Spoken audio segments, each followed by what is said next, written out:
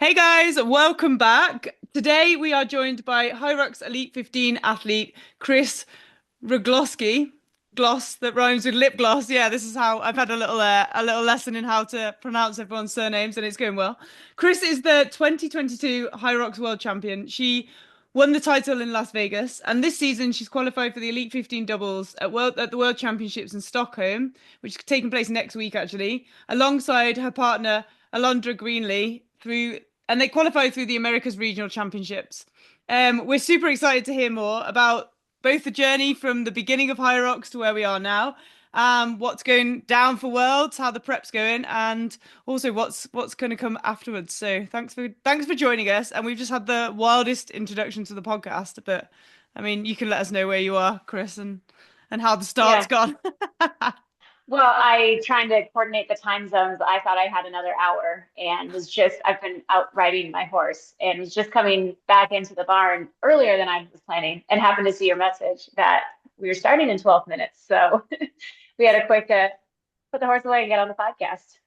Quick meet the So horse. So We had a nice little a very nice horse. Yeah, it's so right. I'm gonna start there then. Is horse riding like your background, or like is this just a hobby on the side? Do you do this throughout all your training? yeah.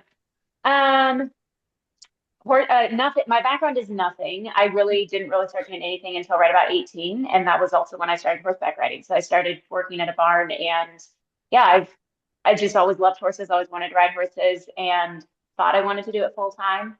When I quickly realized that wasn't going to be feasible, I really kind of dived into the fitness side of things. But horses has always been like a regular thing.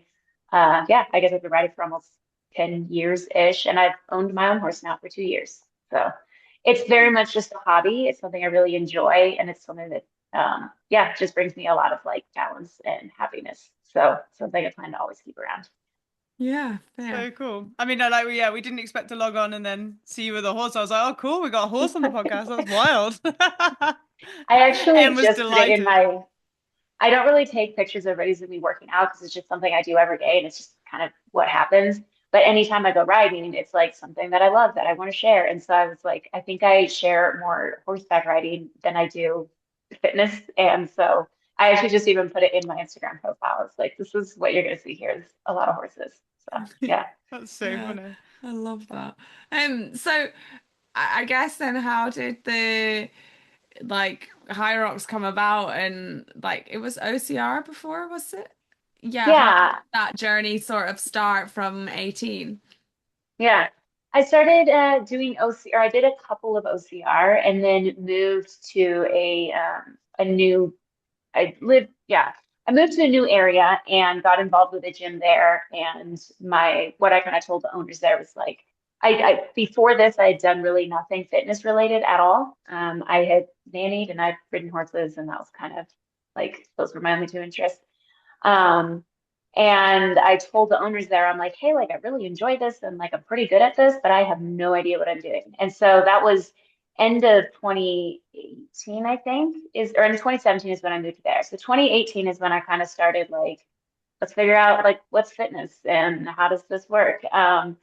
And so this gym that I joined had a really great balance. It was kind of like an obstacle course, like themed gym, but they had a really good, I guess, like methodology of just like all around strength conditioning and a lot of mobility work. And then also just introduced me to running and like running workouts.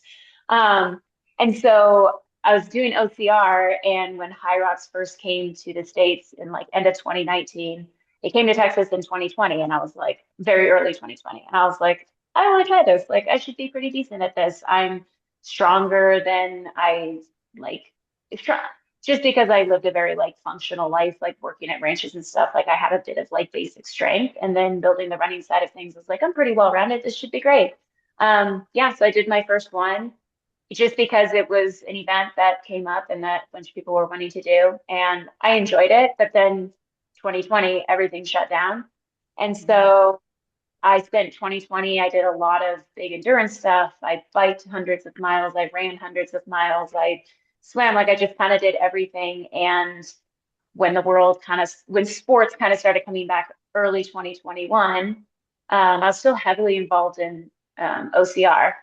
And HYROX, it was because it was inside, it was questionable, like how much can this really happen with all the COVID restrictions?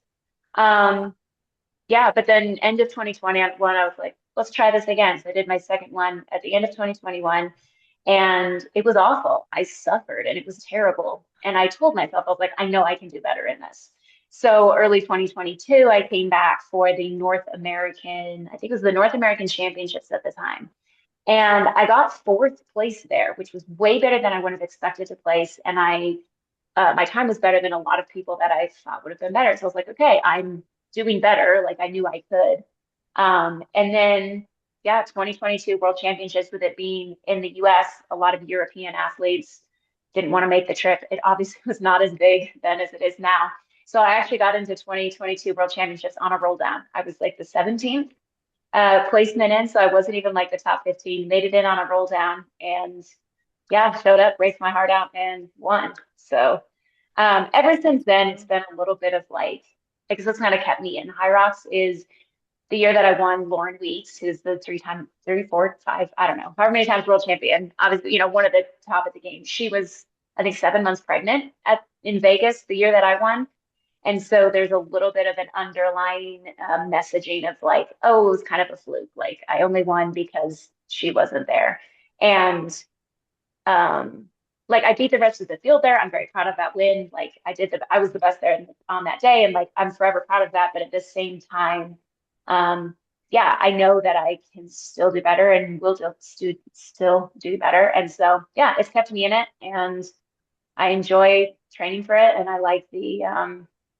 I just like the well-rounded, I guess it's well-rounded on the fitness side of things, and then I have a fun life on the other side of things. So I just like the place that it has in my life, and the training that it keeps me in. So yeah, that's why I do HYROX.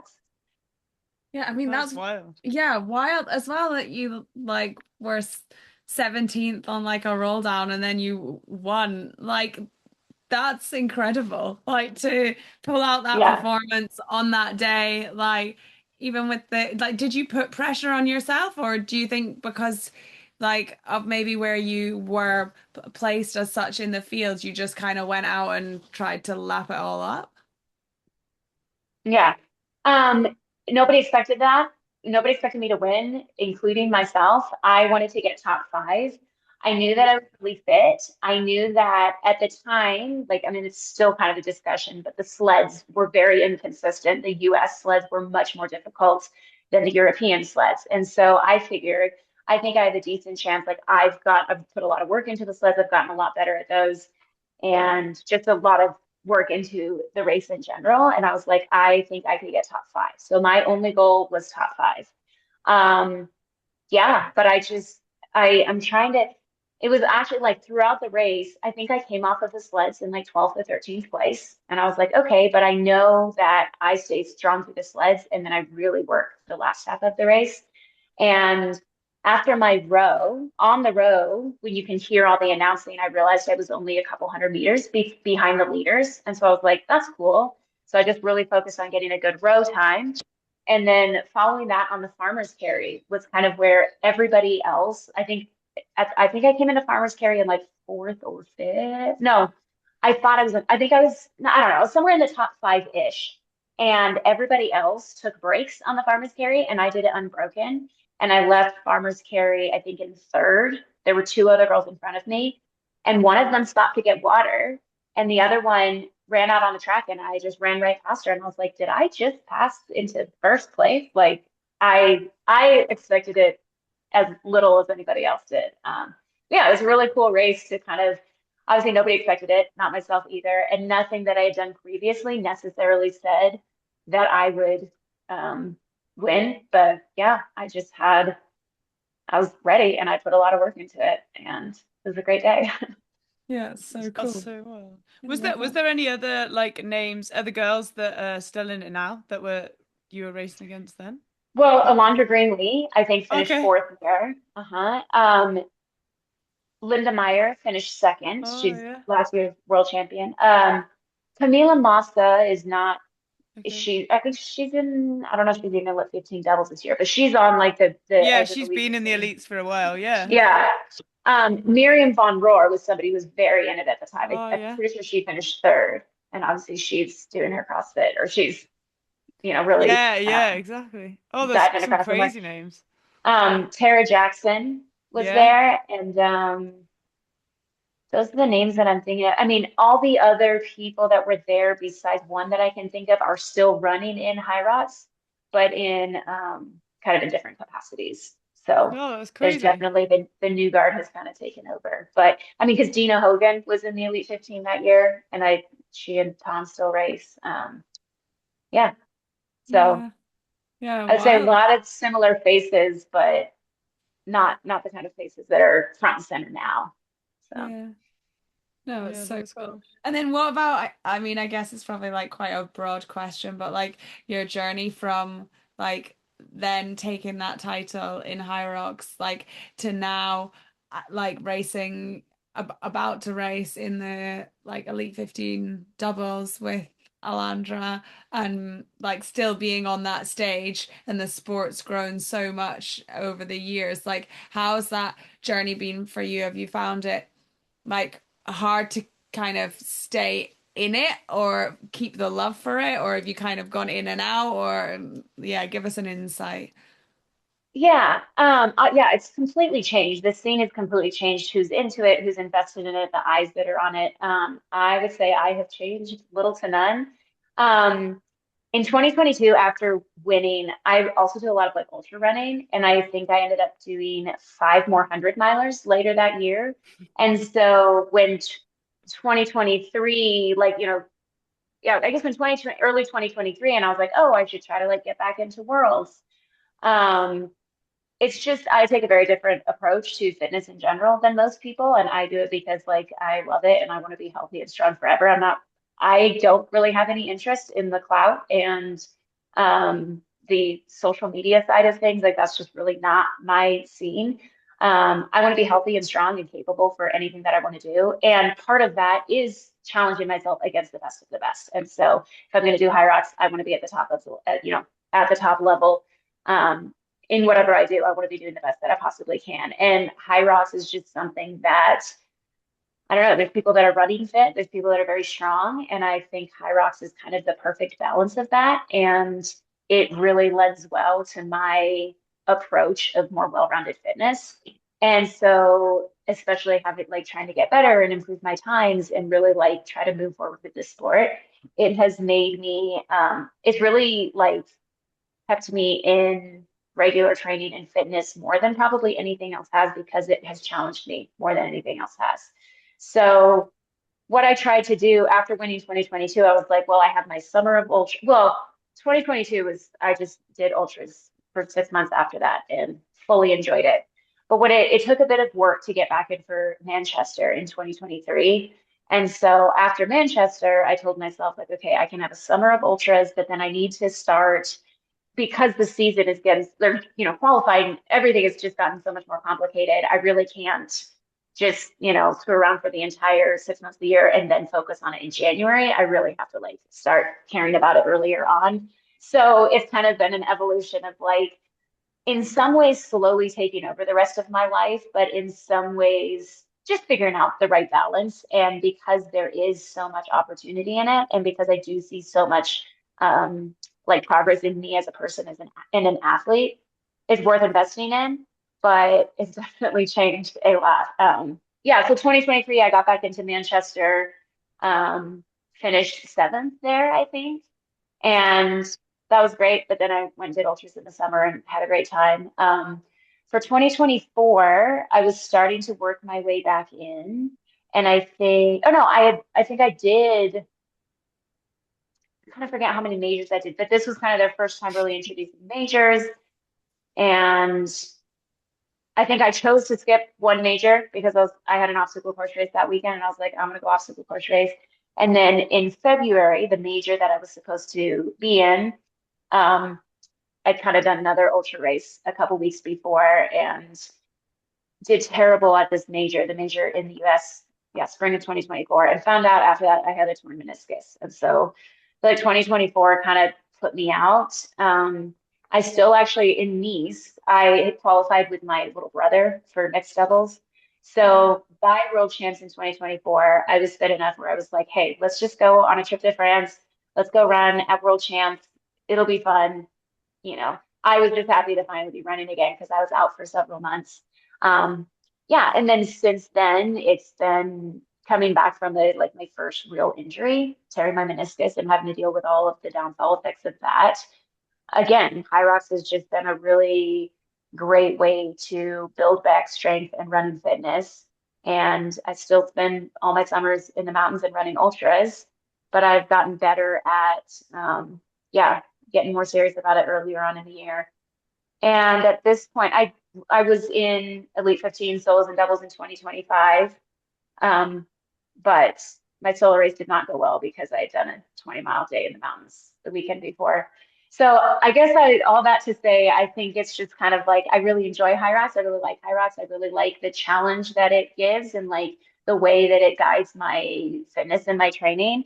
But I think why I stay in it is because I have plenty of other things going on, and there's always more work to do in HYROX, and I have plenty of other things that keep me happy. So it's not like HYROX ever is like all consuming or puts too much pressure on me or burns me out. Like I'm happy to be doing it, and I love it, and um, yeah, and it helps me be more capable to do the things that I really care about, which is not HYROX.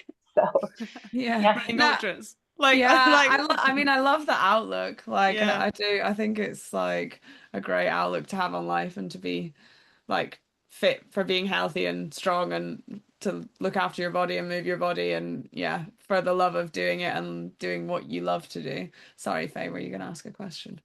I was just gonna ask about the ultras. I like how you talked about doing it in the summer and things, but like, I mean, we've done a few ultras.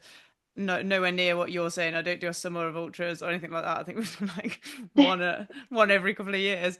But how do you train for HYROX and then be ready for a summer of ultras? Like, do you keep your run mileage really high, or because like HYROX is quite low run mileage really compared to, and then if you're trying to run an ultra but also fit in some HYROX sessions and some high intensity and the speed work, like how do you do that?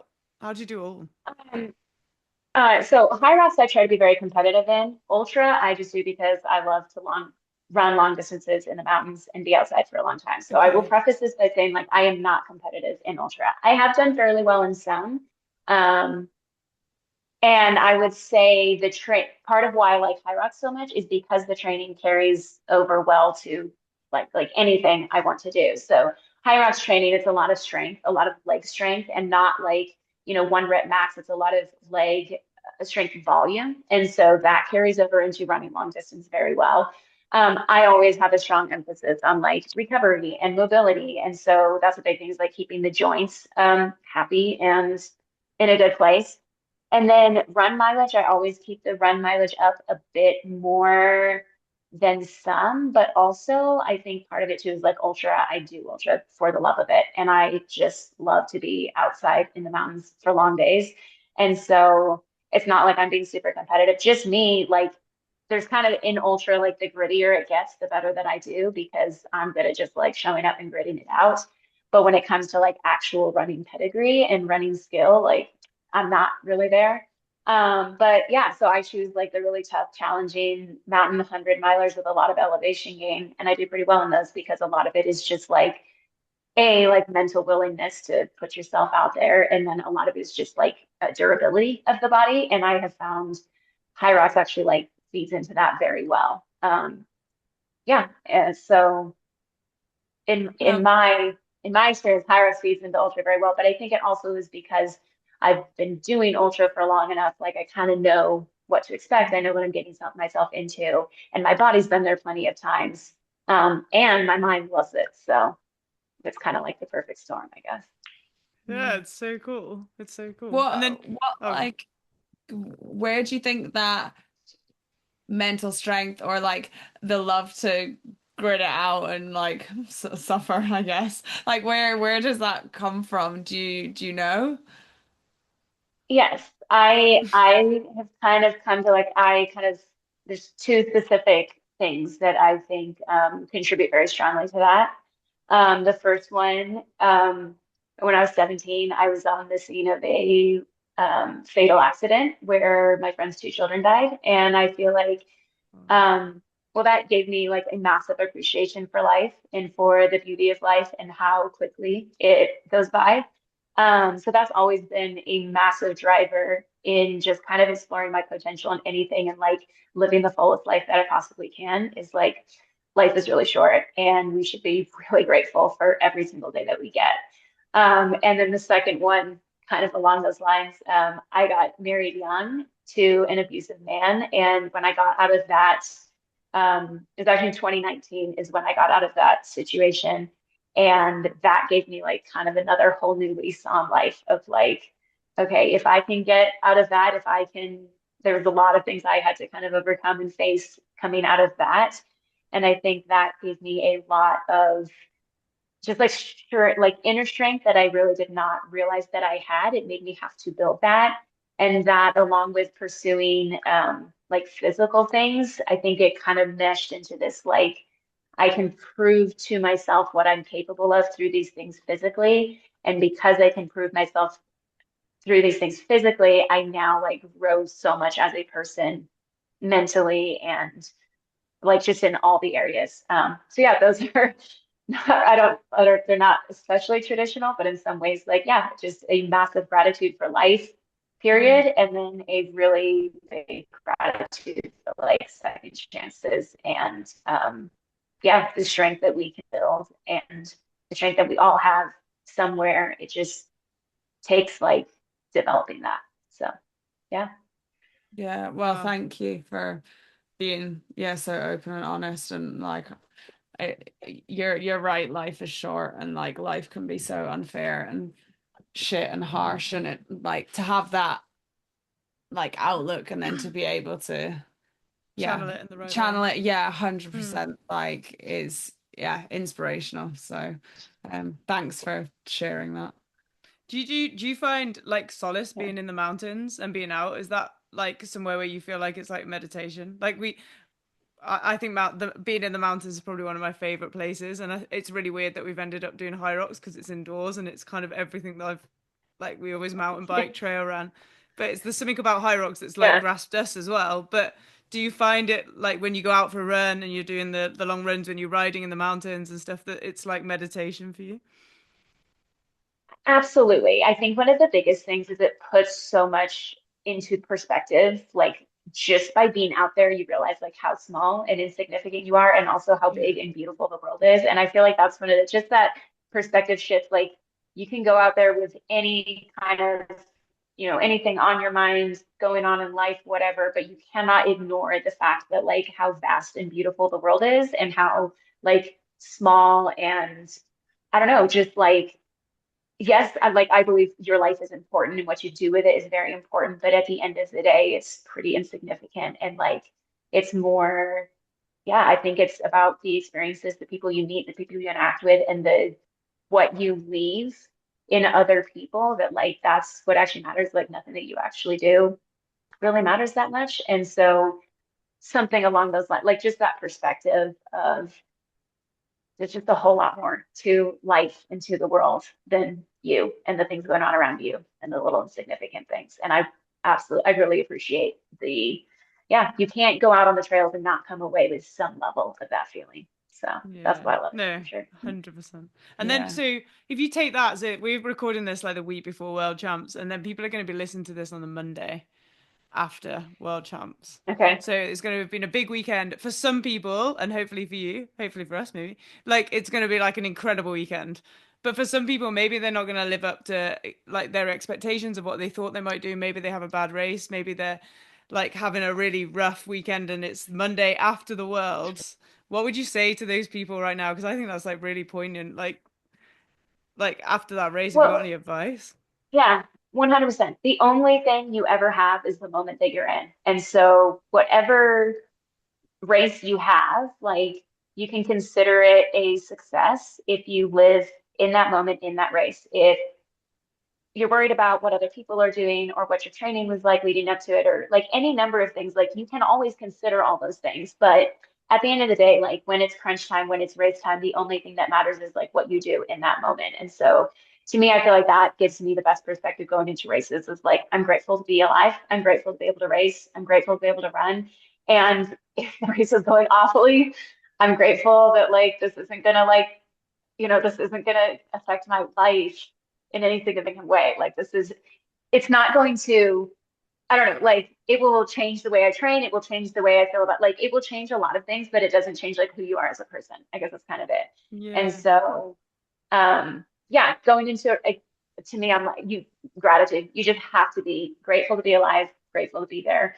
And then from there, like, I think there's a level of like acknowledging like, oh, this race was awful, or I didn't train well, or any number of things can be true, but none of those things can or should define you.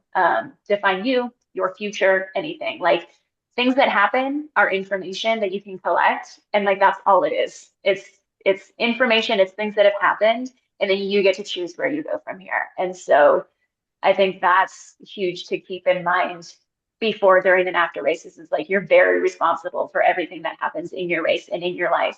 But once it's happened, that's things that have happened, that is information. And now from there, like the only thing that you can control from there is where you go from here. And that's before a race, during the middle of the race, and after a race. Yeah, recognizing what you have control of, which is not a whole lot except for your response to things. So I think that's like the more you can focus on like choosing a response that reflects your values and who you want to be, I think you can always find success and like satisfaction in that. So Yeah, fair. Love it. Yeah, really good. Like, yeah, really good point. So before we go to like worlds and racing and kind of how your training's going, I just wanted to ask a little bit about like um, female health and like as a female, because I know you're a big advocate for that side of things, and we wanted to make sure we cover it because we obviously have a lot of females that listen to the podcast. So like, do you have any like advice for anyone that's training as a female in HYROX or even in ultra running, or like anything that you want to share, or something that you feel really passionate about or found out about yourself like down that route? yeah.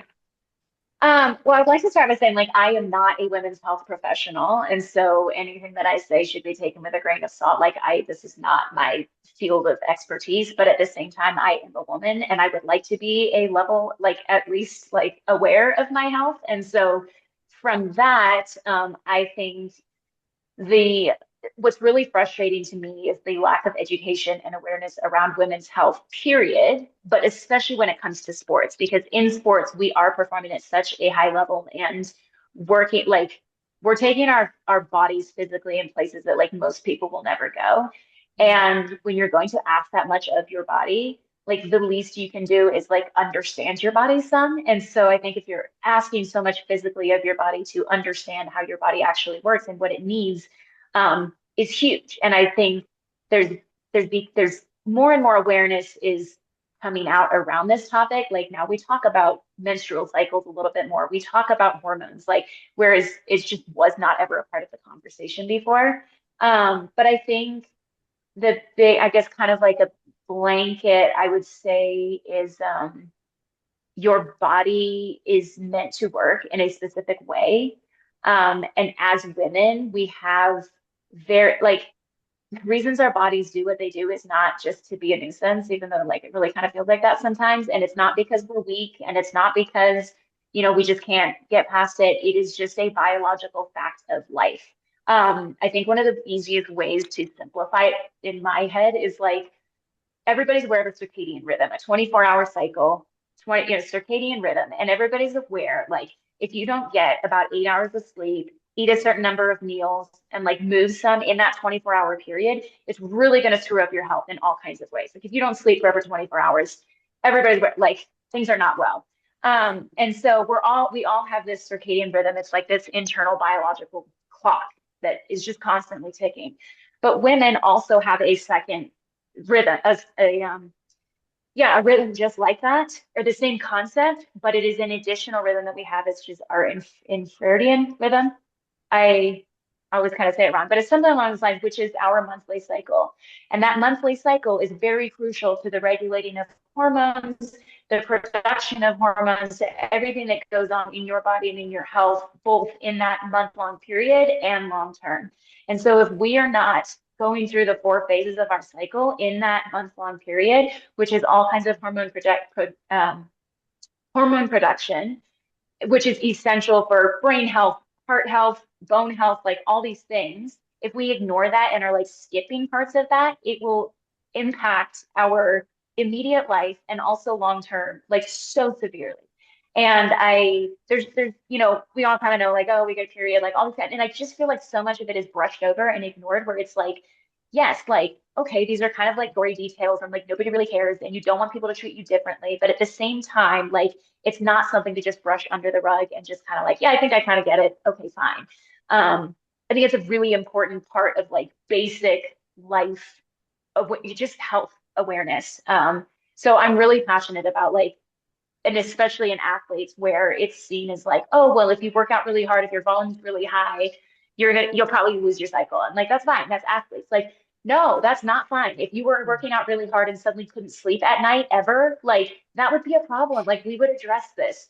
And so yeah, that's kind of like the short and simple spiel of like your body is on these rhythms for a reason, and to just ignore them and act like, I mean, along the circadian, like I'll sleep when I'm dead. Like, no, you will be dead if you don't sleep. And along those lines, like I'll get my period when I want to have a kid. Like, no, you can't have a kid if you don't have a period. Like any number, and it has nothing to do with kids as well. This is just basic health. Basic health. Your bones break down if you are not creating the hormones that your body needs. Cancer, all these things, when your body is not functioning in the basic way that it needs to function, it starts breaking down either really quickly or really badly down the road.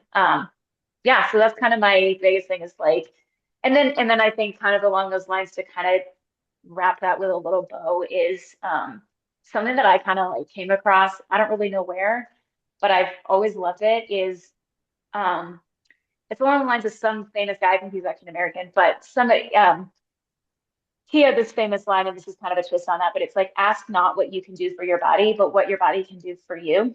And so I feel like we spend so much, which sounds a little bit like backwards, but we spend so much time like trying to make our body this perfect thing to look a certain way and to like we like trying to like I want to look a certain way and I want to be perceived in a certain way, when it's really all about like what can you do and what can your body do for you. And your body cannot do anything for you if you are not taking care of it. Your body cannot do anything for you if you are not feeding it well, resting it well, any number of things. And so like I'm not here to like have a perfect body and to have the perfect abs and to take the perfect selfies. Like I'm here to like do cool stuff and run in the mountains and be a really incredible athlete.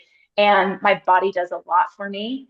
And so because of that, like I want to take care of it well because I want it to be doing things for me as opposed to me constantly having to cater to it. So, and that, yeah, in a kind of like back to way, it's all about like the reason I take care of my body, the reason I do all this is because I want my body to be functional. I don't care what it looks like. I don't like, it's not about looking a certain way or being perceived a certain way. It's all about like living life. So. Yeah, it's so true. It's so true. And it's like it's definitely getting talked about a lot more now. But and like women's health is definitely coming to the forefront, but definitely not as much. And you're definitely very passionate about it. I love how passionate you sound about it, and I love listening to when you talk, you just have so much passion about it, but it's so true. And what do you think? Because you've been at elite level sport for a while now in like a few different sports, and even in the ultra world and the running world, like there's quite a like it seems to be quite high in running, I guess, and athletics that females don't have a period, and there's a lot of coaches that say it's fine. And then at the elite level in OCR and HYROX and things, how do you think things are there for females? Do you think there's support? Do you think girls have the same attitude as you do, or do you think people are just like, oh, I just train hard and that's just what happens? Do you think the education's getting out there? In some ways, yes. I think it's also a little bit twisted some. There's definitely a lot of people are like really like, I don't want to talk about my cycle. I don't want to talk about like how training should look differently, possibly during different periods of that. Like, I feel like um, like while there's a lot more awareness around women and how different women are, it's seen as more of like a deficit, and I strongly disagree with that. I think we're just different. We're just different, and to try to pretend we aren't different is just ignorant. And then to try to say that we're less than is also ignorant because and I think because of the lack of awareness and education, it has made us a lot weaker just because there's not the knowledge and there's not the education around it. And so many great women are working from a deficit of awareness, of education, of knowledge. So many studies have not been done on women. Like I've in and it's like it's hard because it's like that's just the hands that we have been dealt with. And the only thing that we can really do is to like I don't think the answer is to say like, well, we're better than men or we're, any of these things. It's as a woman and as a woman that I want to be the best woman that I can be or the best person that I can be. Um, Truly the best thing that you can do for yourself and for every other woman is knowledge and education. And I think that so much of what I see is either downplaying the difference between men and women or saying like, well, because I'm a woman, like it doesn't make me any less. And like, I just don't think it needs to be compared to men. I would just like the conversation to be about women and about what women are capable. It has nothing to do with like compared to men. It's more about like we have not spent for decades, forever, honestly. We have not, or at least in modern times, we have not invested the education, the knowledge, the awareness, and the like, um, yeah, just like anything into women. And it's not about women versus men. To me, it's 100% about women and like, what can we do to change this for us personally? It's not about trying to be as good as men and it's not comparing ourselves to men, but like understanding human physiology or women's physiology and women's biology. And how can we leverage this to be the strongest, most capable, and most like developed versions of ourselves that we possibly can be. Yeah, so that's the only I think it's seen as I don't know. I have a because it's like, men have their own stuff they're dealing with. For me as a woman, I feel like so long we have kind of been just kind of like we're a little complicated and there's kind of a lot going on and like, okay, but that's not a reason to just be dismissed and ignored. And I think that's a reason to like really I will yeah, there's a lot of things that with so many men in leadership, which men are strong leaders and we love that for them and they often do a great job, but there's a lot of ego there and there's a lot of pride. And women bring a very different perspective to places of leadership, to all these. And I think we need both of those. And so it's not about downgrading men and it's not about trying to just uplift women, but it's more just like, can we just talk about women? Can we bring women to the forefront of conversation as just as women, as like, who are these incredible people that are like, these incredible like and understanding how different it is and not better and not worse but just different. And I think the more I would just I they're having the awareness, having the education, and having more being said, but some of the approaches are very like, well, that's not actually very helpful. And I see that in just basic health, eating, and all of this. And I think it's less about it's less comparison and more just like actual focus, I guess is kind of what it all kind of comes down to. Like, can we not compare to past unhealthy versions of ourselves? Can we not compare to all these? Like, can we just try to be better and do better? That's what I think a lot of it comes down to. So. Yeah. Yeah, no, I totally agree. I think it's important to talk about it and raise the topic and to focus on women and not comparison. But I mean, talking of, I guess, comparison, like how do you feel about, or not feel about, but do you find it difficult in like the elite level of sport not to compare yourself to others, like whether that's with training or how you approach the race, or like now I guess with social media a lot of people are like, I don't know, seeing someone's done this many hours of training a week and someone's doing this and now they're like running here, like, and trying to copy a workout. Like, what do you think of that kind of whole world and side of things, and how do you deal with that? Because you sound like you're quite good at compartmentalizing and focusing on yourself. So yeah. I have thoughts on that. I definitely think a lot of like it's I think it's helpful to share what people are doing, what workouts they're doing. Like there's a lot of that, but at some point, like there's just too much. There's just Mm.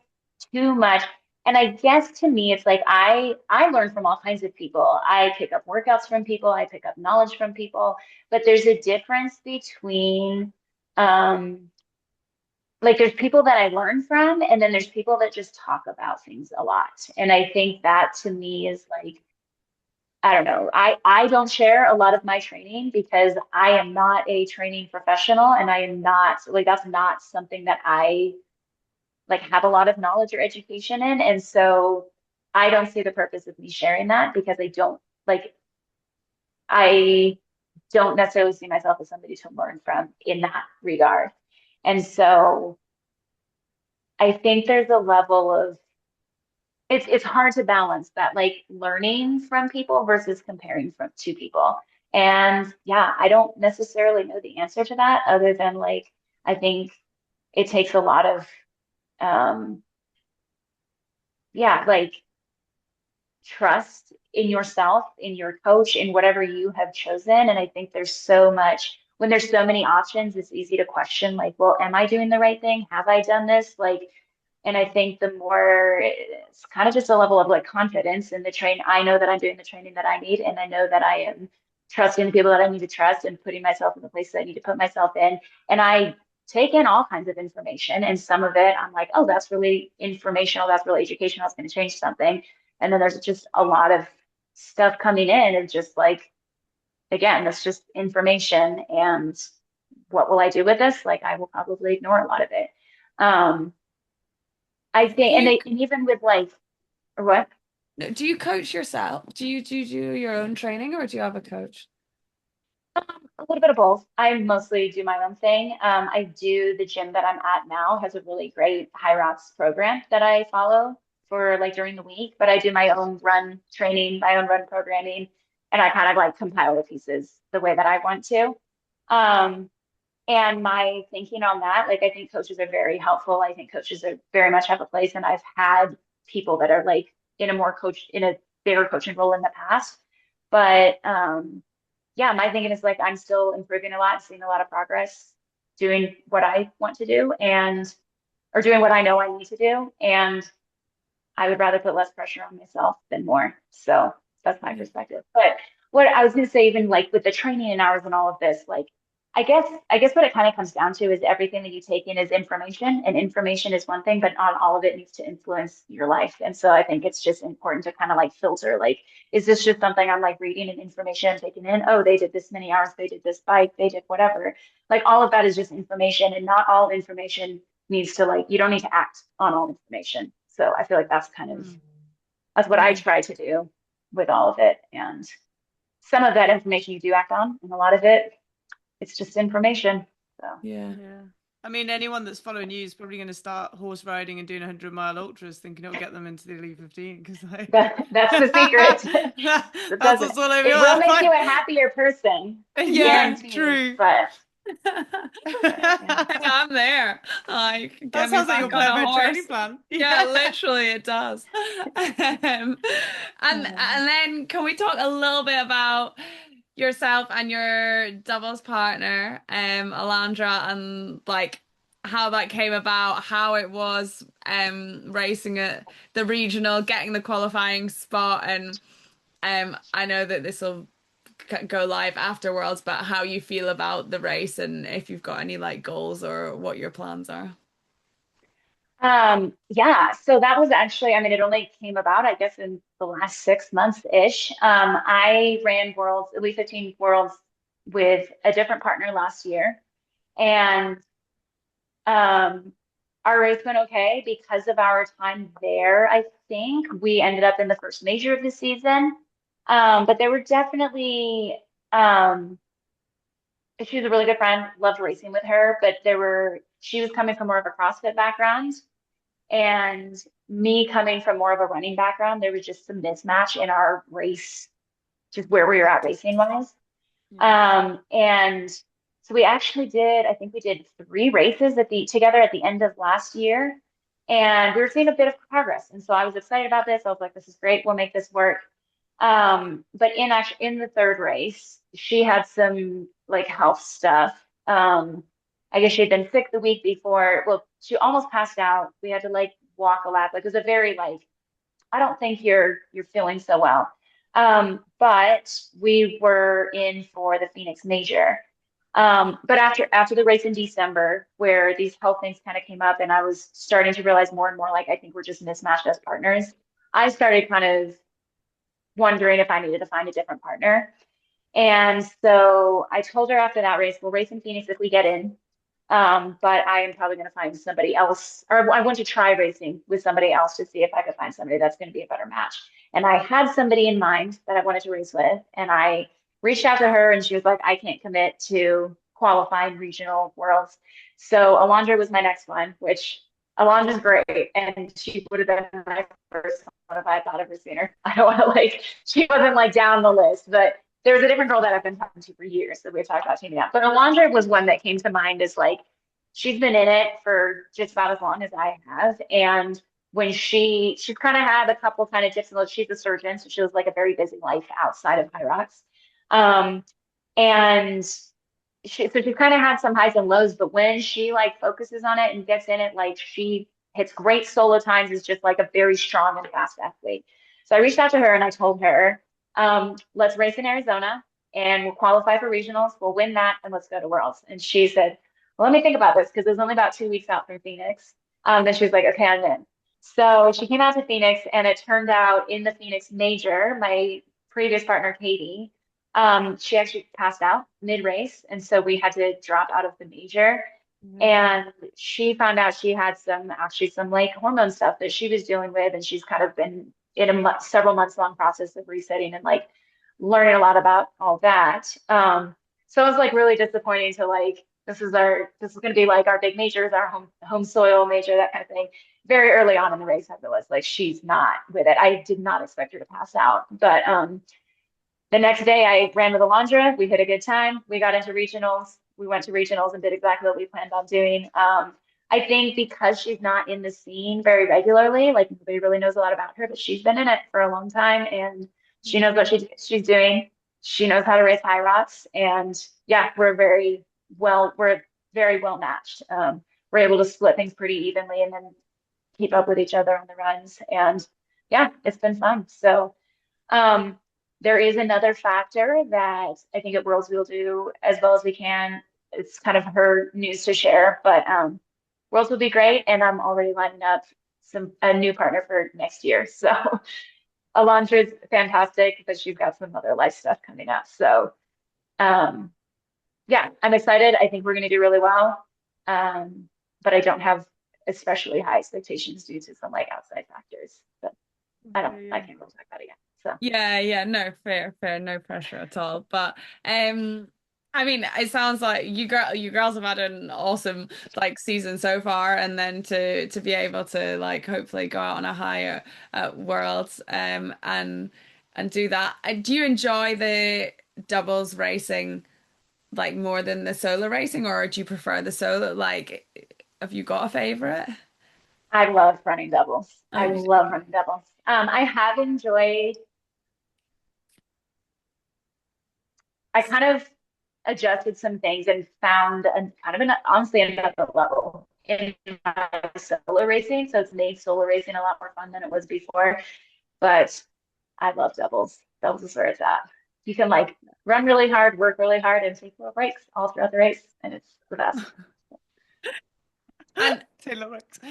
And what about quickly just because you mentioned about potentially finding a new partner, like the qualifying system is obviously slightly harder with the more races and the points. And do you think that'll like play into like trying to get back in with someone different and not having those race points already racked up?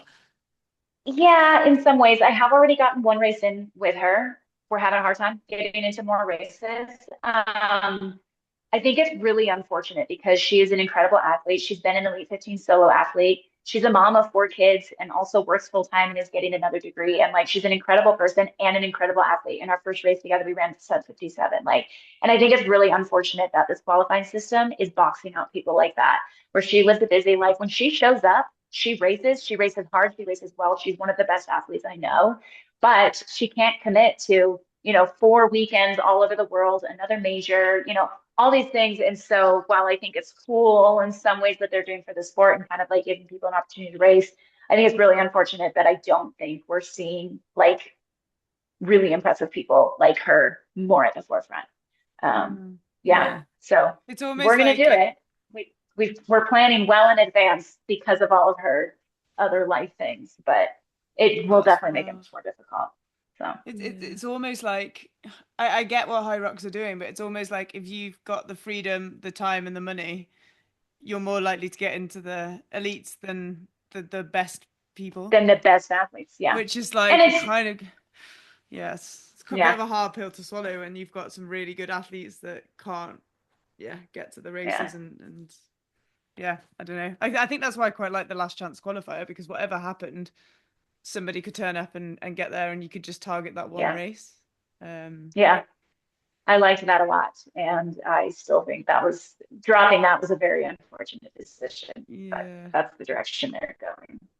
So yeah, it is, and it's a new sport, and it keeps changing, and everyone has to adapt, and that's part of it. But yeah, I think I missed that this year. I was like, oh, it was good to watch. Yeah, totally. Well, I was just gonna say, like, thank you so my much. battery's running low. So yeah, let's do. I was like that. I literally just checked the time and thought I should probably round up there. So I am going to ask you, if your battery holds out, what message or advice would you give to your younger self or the next generation of girls coming up? Oh, I don't know. So many things, but I think, oh wow, I thought about this some before, and now I'm thinking about it again. There's so many things that I would tell my younger self, and I don't know.